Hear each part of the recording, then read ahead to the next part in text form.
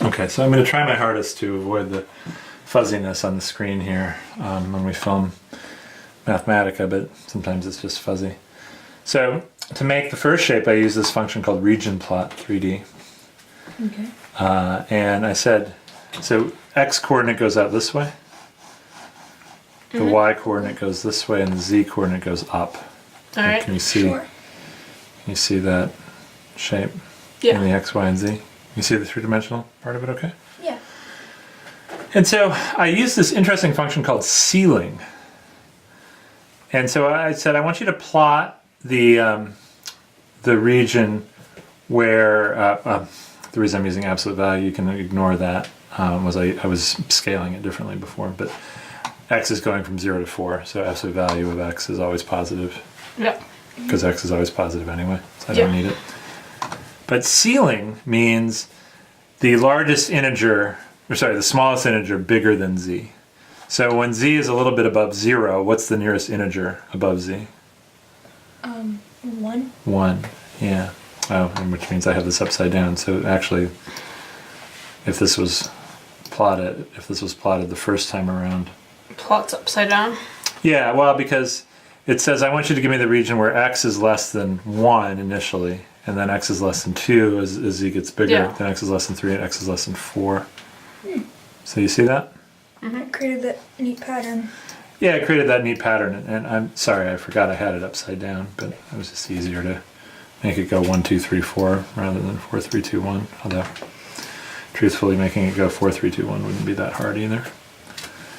But I showed you 4 shapes, and it was only the first one that had 4 layers. So how do you think I modify the code here to make extra layers? So like, say to go from 4 to 8. Maybe go from x from 0 to 8 instead. Okay, what do you think? Well, you could. And well, you'd have to change the x, y, and z. So x goes from 0 to 8, y goes from 0 to 8. What do you want z to do? Go still from 0 to 8. 0 to 8, okay.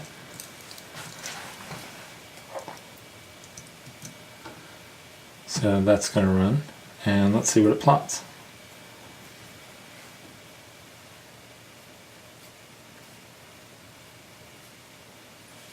Cool. Hey, that made 8 layers. But what's the difference on this one? Well, it's bigger. It's bigger now. This one's 8 tall. Well, can we scale it by a factor of 2? Ah, so you're saying divide it by 2. X is less than ceiling z divided by 2. Yeah. And y is less than ceiling z divided by 2. And I go x goes 0 to 4.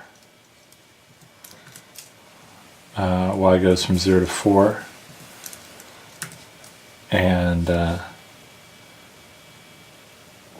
Z still need to go from 0 to 8.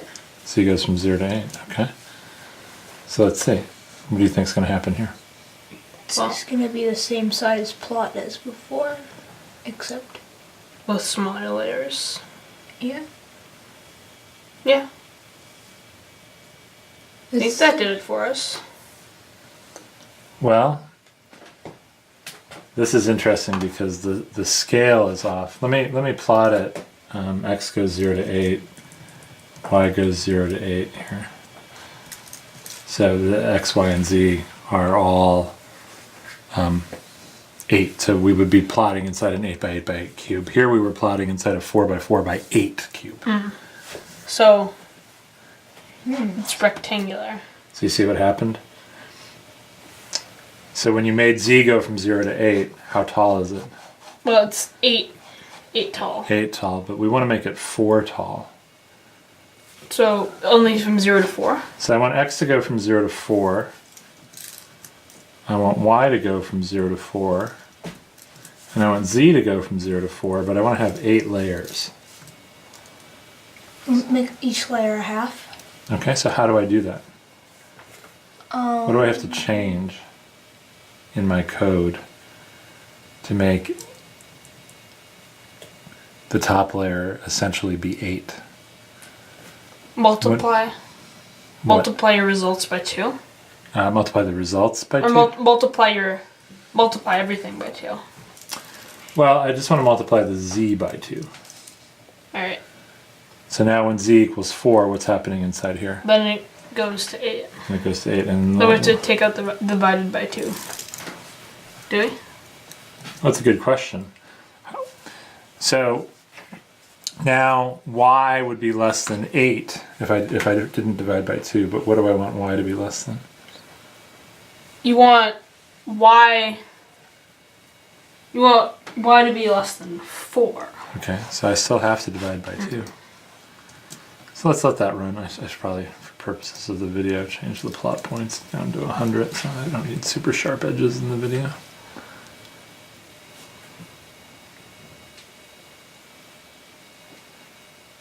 There it is. So there's what I plotted for having 8 layers. Now can you tell me, how do you think I would make it double the layers now? Well, you would do everything you did before again. You would divide the things by 2, and you would change all the 2's to 4's. Change all the 2's to 4's.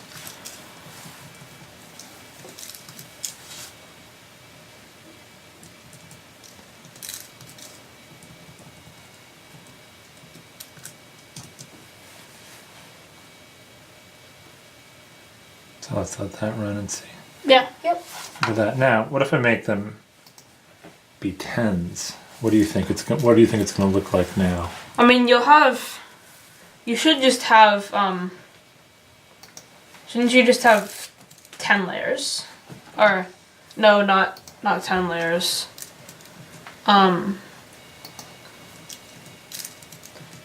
It'd be 5 times the number of layers you had at the beginning. Okay. You had 4 layers at the beginning?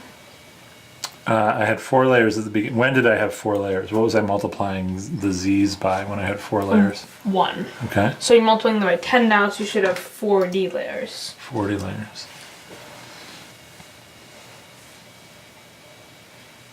It's a lot of layers. It's almost indistinguishable. Even on the screen now, it's starting to look very much like a pyramid. Yeah.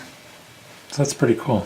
So it's actually really easy to do, to make these calculus-like approximations using the ceiling function. Yeah. And there's the opposite function of ceiling that goes down to the integer below is called floor. So you got floor and ceiling. Where do you think those names came from? Maybe the floor and the ceiling. Why? One's down, one's up. One's down, one's up. All right. Good job tonight, guys.